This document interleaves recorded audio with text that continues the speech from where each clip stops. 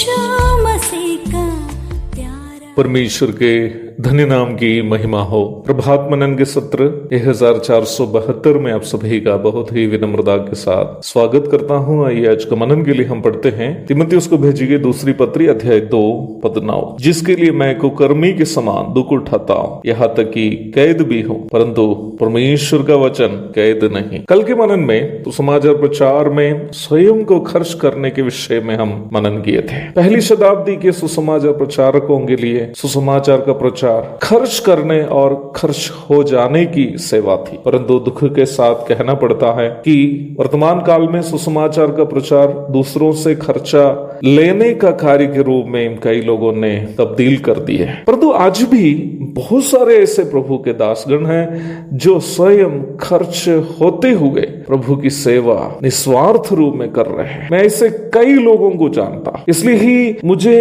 यह धारणा नहीं है कि वर्तमान काल के सभी सुसमाचार प्रचारक कपटी या लालची हैं। विश्वास योग्यता के साथ प्रभु की सेवा करने वाले अनेकों प्रभु के दासगण आज भी हैं। ऐसे प्रभु के दासों को ढूंढ कर उनकी मदद करनी वास्तव में मसीही समूह का दायित्व है। परंतु ये दुख की बात है कि जो अपने आप को दिखाते हैं और अपनी परेशानियों को बढ़ा चढ़ा कर दूसरों के सामने प्रस्तुत करते हैं, उनको ही ज्यादातर प्रभु के लोगों से मदद मिलती है। परंतु बहुत से ऐसे प्रभु के दासगण हैं, उनमें से कई लोगों को मैं जानता भी हूं जो अपनी आवश्यकता किसी से नहीं कहता है, दुख को खुशी से सहते हुए प्रभु की सेवा में स्वयं अपने आप को खर्च करते हैं। और ऐसे प्रभु के दासों को ढूंढकर उनका प्रोत्साहन करना वास्तव में विश्वासी लोगों का दायित्व है। जैसे कि मैंने कल बताया था, इस पत्री लिखते वक्त प्रेरित पौलुस इसी प्रकार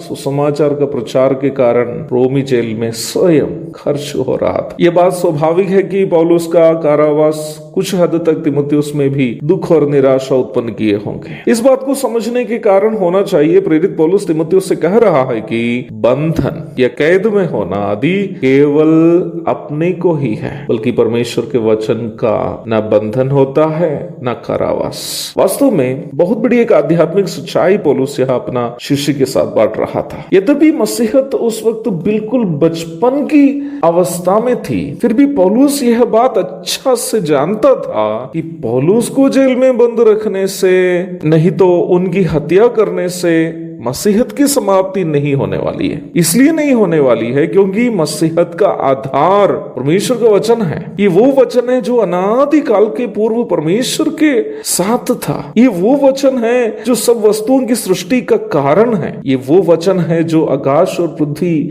बदलने से भी बदलता नहीं है। ये वो वचन है जो असंख्य तारागण, ग्रह एवं अन्य आसमानी पिंडों का नियंत्रण करता है। क्या धरती का कोई राजा या सम्राट इस वचन को रोक पाएगा? कभी नहीं। पौलुस की सोच कितनी सही थी। सम्राट नीरो ने पौलुस का गला काट दिया, पतरस को उल्टा क्रूस पर टांग दिया। कितने सारे सम्राट, कितने सारे राजा लोग, कितने सारे शक्तिशाली सम्राट, शासकगण परमेश्वर के वचन को फैलने से रोकने की कोशिश की। स्तिफानुस से लेकर ग्रहाम स्टेन्स तक कितने सारे प्रभु के दासगण, वे लोग मसीह विरोधियों के हाथों से स्वर्ग पहुंच गए। क्या जो लोग प्रभु के दासों की हत्या की, प्रभु के लोगों को सताए, वे लोग सुसमाचार फैलने से रोक पाए? कभी नहीं। क्यों? क्योंकि सुसमाचार परमेश्वर का वचन है। सुसमाचार परमेश्वर के वचन पर आधारित, जिसका देह रूप है प्रभु यीशु मसीह। मुझे सुनने वाले प्रभु के संतों तथा सेवकों से मैं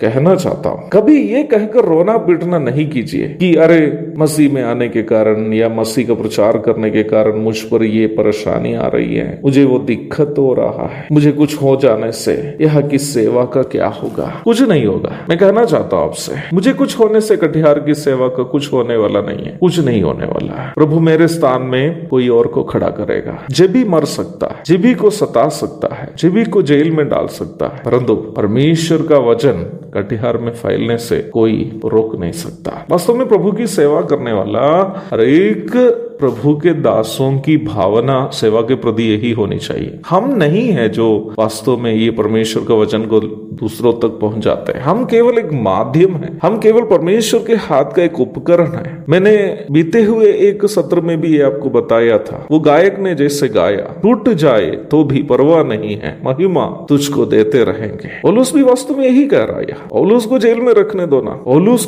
की हत्या करने दो ना, लेकिन परमेश्वर के वचन को कैद नहीं किया जा सकता, ना उसकी हत्या की जा सकती है, क्योंकि परमेश्वर के वचन को बंधन नहीं है। यदि प्रभु के कारण कष्ट उठाने का मौका मुझको और आपको मिले तो उसे खुशी से सह लेना चाहिए, क्योंकि प्रभु के कारण दुख उठाना एक दुख की बात नहीं है, बल्कि एक सौभाग्यता समझकर आनंद मनाना चाहिए। सुसमाचार फैलाने के कार्य में, प्रभु के लिए जीने की इस यात्रा में अगर दुख झेलने का मौका मिले, उसे सौभाग्यता समझनी चाहिए। यदि इस रास्ते में हमें कुछ हो भी जाए, याद रखनी है, परमेश्वर का वचन को कोई रोक नहीं सकता, क्योंकि वो परमेश्वर का वचन है। एक और शुभ दिन की धन्य कामनाओं के साथ आज का मनन का मैं यह पूर्ण विराम करता हूँ। प्रभु आप सबों को अपना अनुग्रह देकर आशीषित करें। आमीन।